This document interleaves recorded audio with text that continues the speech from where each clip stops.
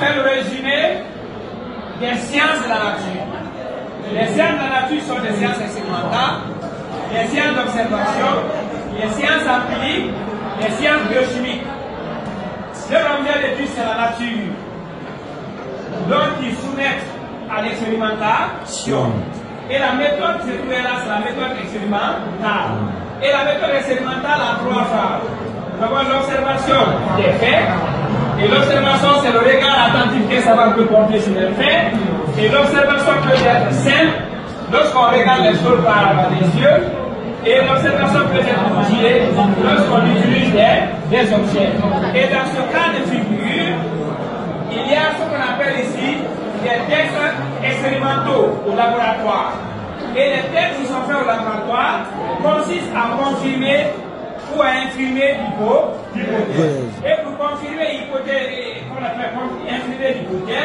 il faut passer par une répétition d'expérience.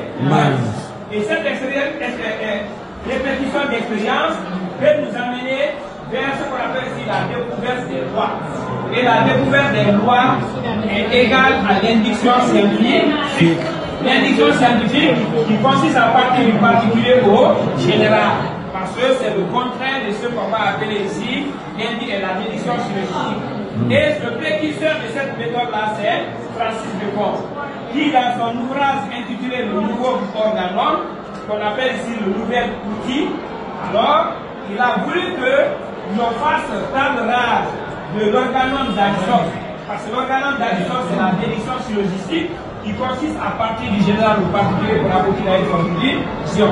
Mais c'est pourquoi Bacon là, on ne commande à la nature qu'à lui obéissant. Et commander la nature à lui obéissant ne veut pas dire obéir à un fidèle, à un imam, ou l'enfant qui obéit à son père. Mais c'est le regard attentif que l'on porte sur les phénomènes de la nature qui se produisent sur nos yeux.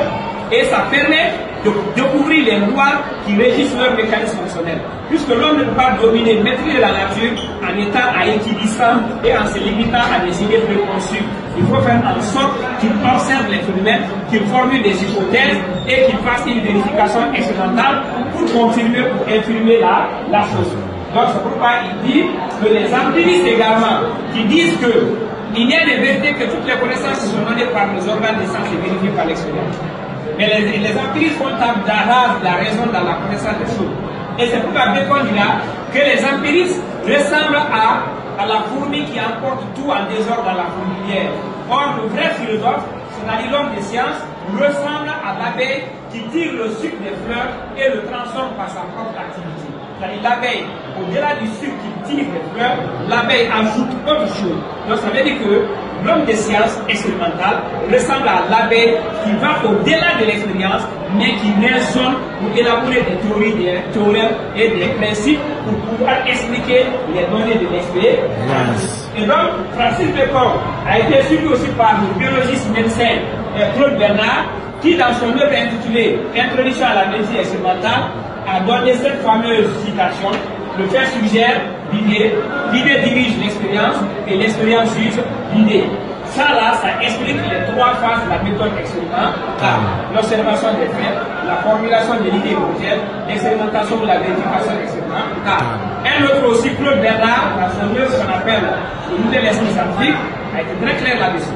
Il dit ceci, citation: quel que soit le point de départ de l'activité scientifique, cette activité scientifique ne peut pleinement convaincre qu'en quittant le domaine de base. Si on raisonne, il faut expérimenter. Si on expérimente, il faut raisonner. Toute interprétation n'est que transcendantale. Donc voilà de façon résumée la méthode expérimentale et les sciences de la nature.